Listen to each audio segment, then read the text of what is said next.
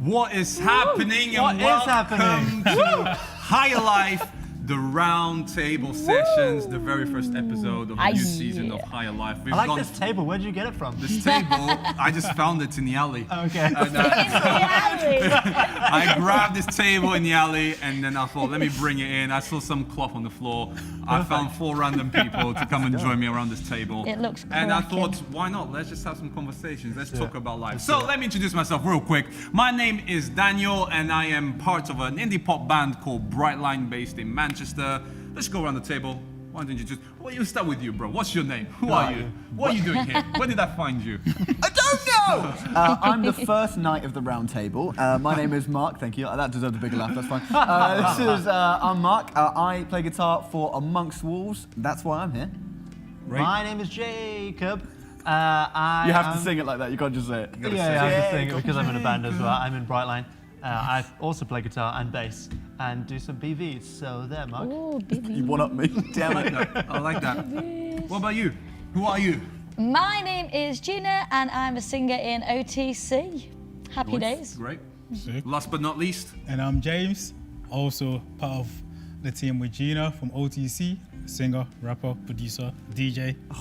Basically, He had the longest list. He had the longest list. All of and that. he stopped as well. He couldn't carry on. He That was an ETC. breakdancer, that backflipper, Saxophone player. Backing linguist, saxophonist, played the flutes. Anyway, The jazz flute. Nostrils.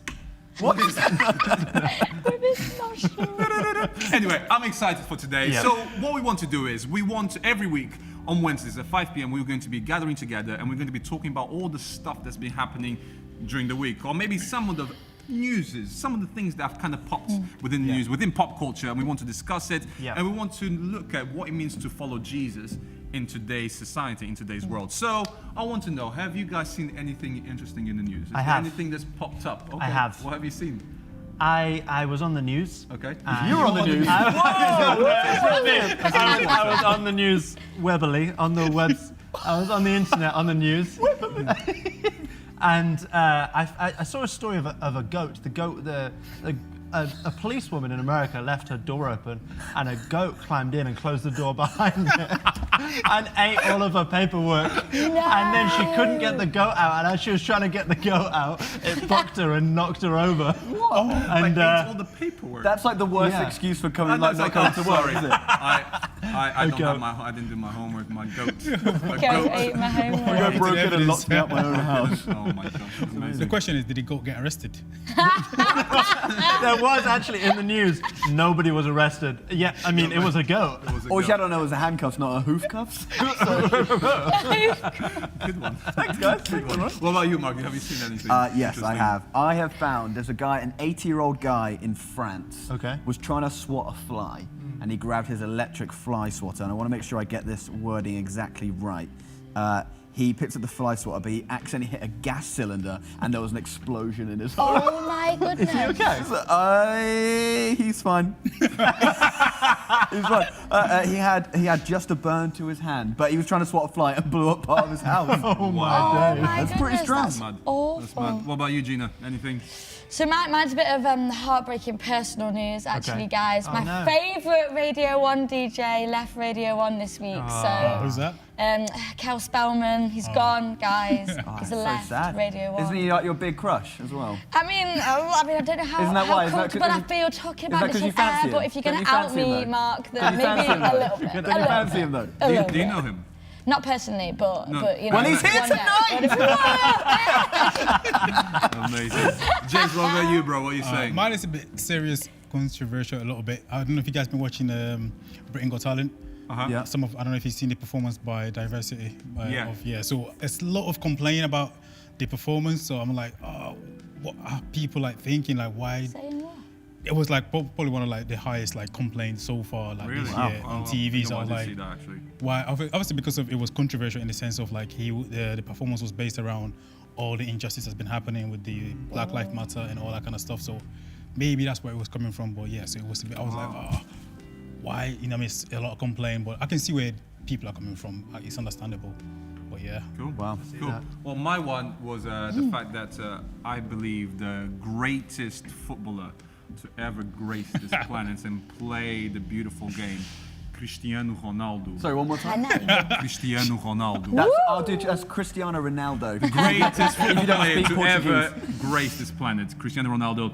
He scored his 101 international goal, which is amazing. Pretty impressive. And That I is feel incredible. like that, for that reason, amongst many other reasons, we can finally put to rest the whole debate, Ronaldo versus Messi. Ronaldo is for sure the greatest. But you're saying for sure. End of story. So, It's done. Full stop. It's done. It's done. Did he score agree most with of them that. in qualifiers against small teams? Say again? So I think that's all we got time for. weren't Beating most- Croatia 4-1. Were most of them or- against San Marino and Liechtenstein? Don't matter. Nevertheless, it was. I read that and my heart was filled with so much joy. Yeah. But then, at the same time, my heart was filled with actually a lot of sadness and a lot of. Yeah, I was actually pretty sad because I don't know if you guys seen, and I'm pretty sure you guys seen because that's what we're talking about tonight. But Chadwick Boseman passed away due to cancer, and I thought what would be cool for us to do this evening, one, pay respects to that, Yeah, to yeah, for him, sure, man. and to his life and legacy, but to actually talk about his life, talk about legacy, talk about life, talk about death, talk about what it means to follow Jesus and how do we grieve, and even maybe hear some of our personal stories with that. But I want to know, how did you feel when you found out? How did you find out? Because I know I found out. I woke up in the morning and I had a text from Sam Jabango, actually from Soulbox, and she just said Chadwick Boseman, and then tears, crying emojis, and I went on my phone and I read it and I was like, I can't believe it. I didn't even know he had cancer. I didn't even know he was struggling with that. I didn't know he was stage 4 cancer. So that's how I found it, and I was just heartbroken. It was one of those, like, man, 2020 cannot get any worse. But I want to know, how was it for you guys? How did you find out, and how did you feel I about think it? I saw it on Instagram. I follow a bunch of like movie pages and stuff, and I think I saw it on there. And again, it was just that shock because there was nothing about it. It was so quiet. He kept it so close within his like circle of trust that he had cancer, and so it was just such a shock. But like the amount of stuff that's come out after it, in terms of like seeing all the stuff that Marvel have been pushing about how amazing he was to work with, and how influential he was on the set of Black Panther and the other movies he was a part of, and coming in Civil War and just being, people were blown away by him. And again, the cultural significance of having a massive black superhero is awesome. And he's paved the way. I saw a thing that Marvel they're not gonna stop making Black Panther movies, which I think is great. But they're not gonna recast T'Challa. They're gonna pass on the mantle, saying that's kind of what he would have wanted. He felt such a weight of privilege and joy that he was a part of Black Panther and that massive cultural movement. He doesn't want that he would never have wanted that to stop. 100%, And he wouldn't want someone to come in and be T'Challa, so they're gonna pass on the Black Panther mantle to somebody else and let that legacy kind of keep on living in the Marvel universe. I think that's so cool. That's So we're epic. gonna get Black Panther 2, and we're gonna get another send off for Chadwick there, and I think it's gonna be magic, man. That's powerful, man. What about you guys? For me, I found out I think similar on Instagram, but in a very strange way, where I saw people are just posting on the newsfeed, just kids have the action figures, but then they have the Black Panther they have a circle of all the Avengers, but then they have the Black Panther literally laying on the floor. I was like, oh, what's going on? And I clicked and I watched the video and I saw the RIP and all that stuff. I'm like, I had to Google it rapid. Literally after Google it, I'm like, what's going on? I Google it, I'm like, oh, he passed away. It hit hard. It's weird. Obviously, we have a lot of actors that have passed away in the past, where obviously they're amazing actors, but I didn't feel that much connected to them as I did with Chadwick, in the sense, because finding out obviously 2 years ago that he did his ancestry, where he found out that he's from actually Sierra Leone. His ancestry traced over to Sierra Leone in a specific Limba tribe. So when I saw it, I'm like, oh. Watching that film gave me extra extra you're from reason. Sierra Leone. Yeah, I'm like, my Sierra Leone, even though he wasn't born there, but his ancestry's from there. I'm like, having a Sierra Leone brother on a major screen and That's awesome. it felt really good. excellent. So when he passed away, it hit really hard. I'm like, it felt like as if I know him personally, and it was hard to oh man, wow. Well, then seeing all the amazing stuff other people are posting about him, for me, it makes me really think wow, this man was not just an actor, he was an amazing human being. In the sense, I watched video of him giving a speech in a university college graduation. I was like, wow, and it was using Bible verses as well to man. thousands of people. For me, that was oh, this is so amazing. He's not just an amazing actor, but he's an amazing human being at the same time. That was very powerful. It's Definitely. crazy. It's crazy.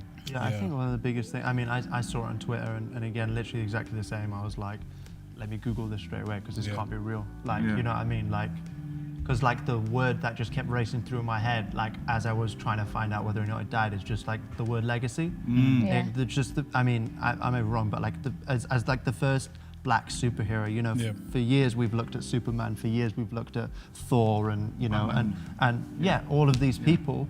But finally, there's somebody for, you know, all the young black kids or just the kids of minority to look up and go, oh, I can be a superhero as well. You know what I mean? I can relate to them. And as well, that whole movie, you know, Wakanda, just like, I just really like, he played his, you know, the role of T'Challa with such honor and such grace and so humbly. And I really think the whole Wakanda just really gave light to the beauty of black culture. Yeah, no, definitely. How so many in the world, I mean, we're seeing the civil rights movement at the moment, like how it's been painted in such a bad light, you know, by people trying to oppress people because there isn't equality. But, you know, I mean, he led a franchise that really changed everything for black representation within, you know, the movie world and within, just thinking about, I can't imagine all my heart was going out to the little kids, like you were saying, who are finally had their black action figure, but then to lose him so soon, it's heartbreaking, man. Crazy.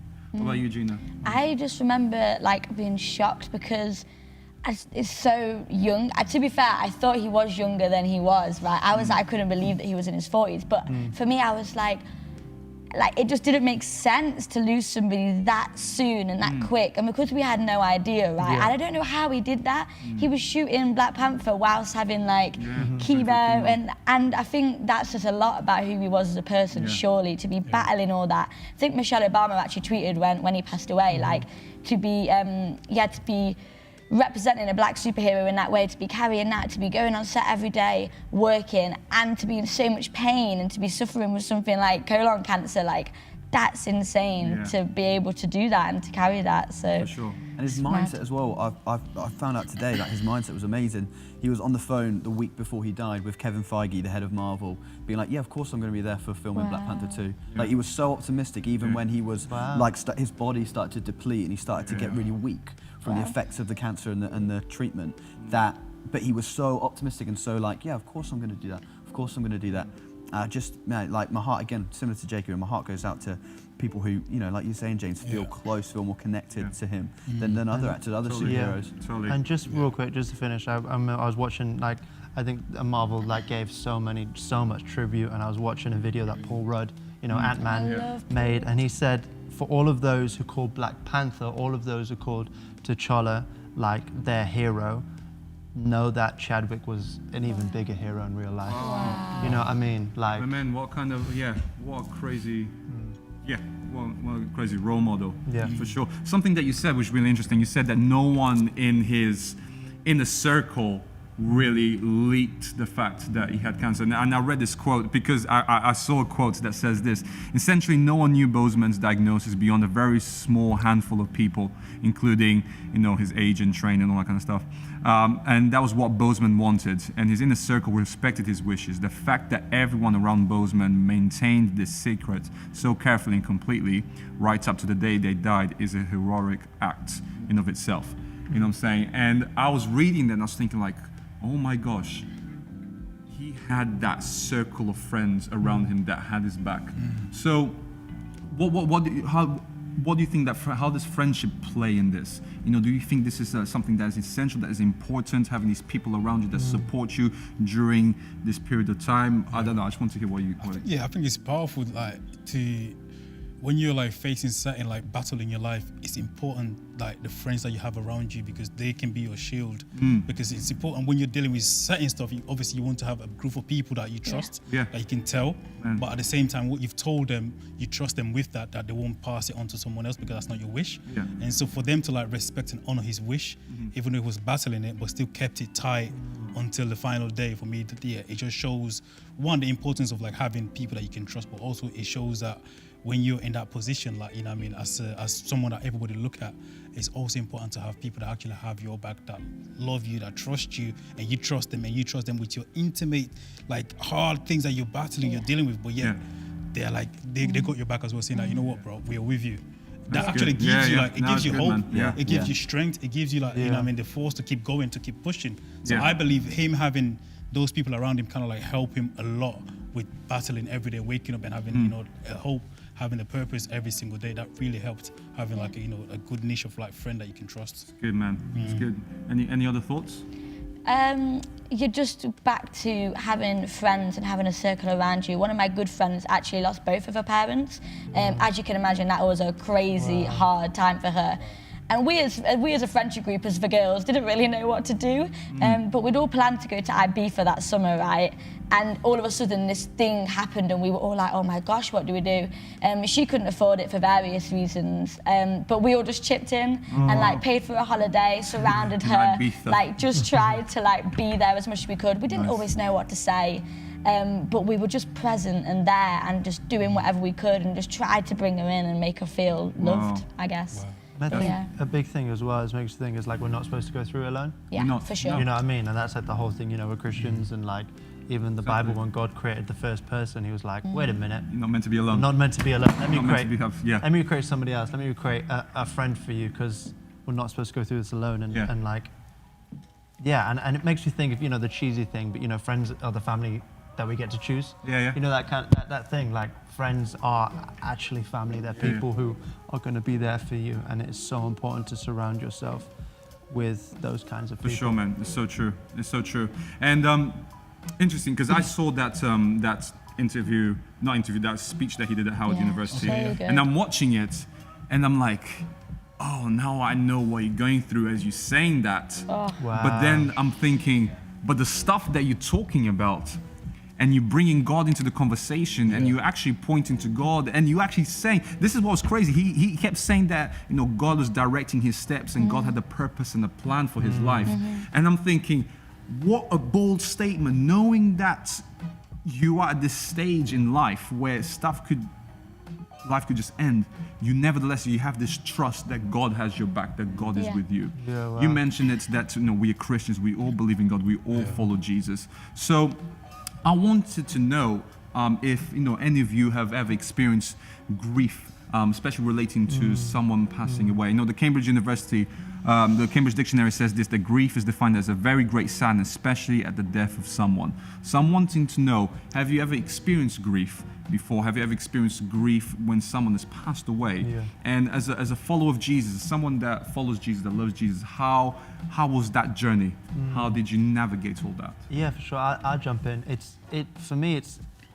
So back in 2016, my nan passed away, and it like shook me. It shook my family. It was really sudden. It was like, honestly, it was like 1 minute she was there and 1 minute she wasn't. We had a phone call saying, oh, she's been admitted to hospital. We had no idea what for, and 3 months later she passed away. It was, yeah, and it shook all of us. But what you're saying, what does it mean for us as Christians? It's like a double-edged thing. It's like two tracks. It's like, of course I'm grieving, of course I'm sad, but in the Bible, like we know she's in heaven now, and in the Bible it says that heaven, right, is a place where there is no sadness. She died from cancer. Heaven is a place where there is no cancer. Heaven is a place where there is no tears, and heaven is a place where I will see her again one day. And so, of course, I'm sad because I'm never going to see her again right now.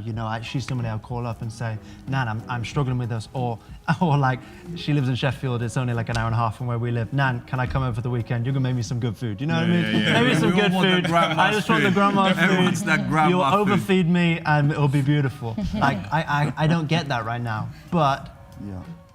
I've got that sadness, but at the same time, the double-edged thing is that I'm not eternally going to be sad. You know what I mean? Because she's in a But you better know where place. she's at, she's in I a know different where she place, is. yeah. And one day you're going to meet her again, Yeah. Exactly. and there'll be no pain, Fully. Yeah. Fully. no more tears, no Fully. more suffering. 100. Anyone else, or even maybe you've experienced friends that are grieving you. I know you mentioned it a little bit, and how have you processed that, and how have you been in that journey? Yeah, I had when I was little, I had my two grannies, and then I had a great aunt who lived like right round the corner. She was basically like my third grandma, sweet old lady called Eileen, who was just the best. But she died when I was really young, and so I obviously had that family connection, but I was never as close to her as my mum was. She was on my mum's side of the family, and so to see my mum grieve was really, really difficult. Similar to what you were saying, you have no idea how to comfort someone who you're as close as your mum. See them suffer and be upset, and my grandparents as well, the same thing. And it's that feeling of almost like uselessness, because you want to give them a hug, but it's almost like, is that making me feel better so I'm doing something? Or is that making you feel better because you feel loved now? And it's like, what do I do right now? But actually it's like you said, it's being able to be there for those people. It's showing love, it's showing support, it's showing kindness, it's being an influence, being a positive influence in a dark situation. Because their mindset, their sight, like you're saying, if you're not able to latch onto some kind of hope, then the opposite is that complete darkness and that kind of pit.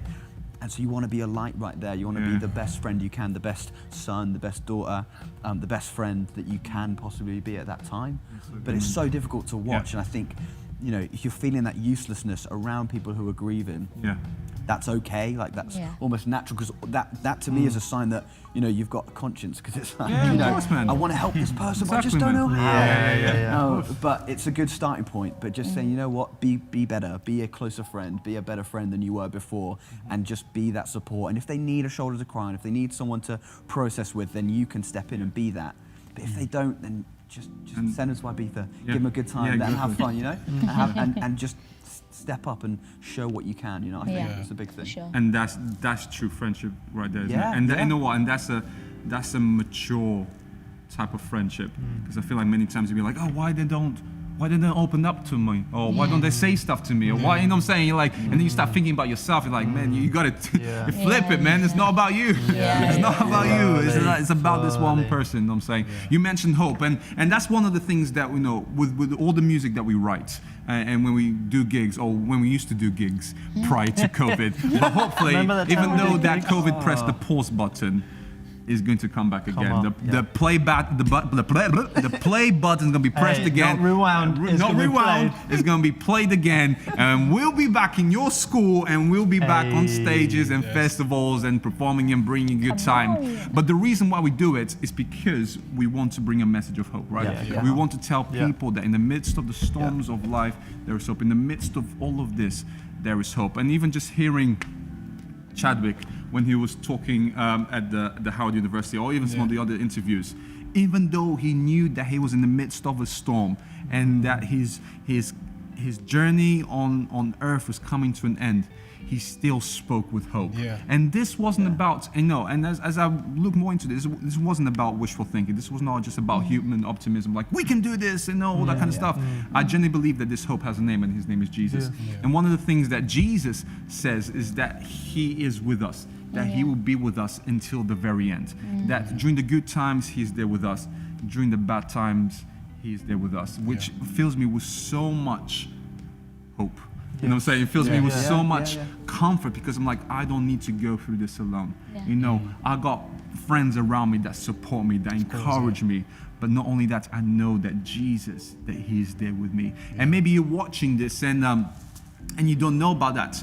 Jesus loves you. Jesus cares about you. He says that he has a plan and a purpose for your life, and he wants to be on this adventure called life with you. You don't need to merely exist, but Jesus came to give life so that we can live life to the full. And the reason and the way that he did that is by dying on the cross and coming back to life in order for us to be reconnected with God again. That's the beautiful thing. That's what Jesus does. He brings us true life in order for us to be able to follow him forever. So maybe as we wrap up, as we come into 30 minutes, we don't really want to go more than that. Any tips, anything you would say for someone that probably is watching this and they're going for a hard time? Maybe maybe their nana just got diagnosed with cancer, or maybe their friend has just passed away, or maybe they even with the whole Chadwick Boseman passing away, they're really struggling with it. Is there any kind of tip, anything you'd say?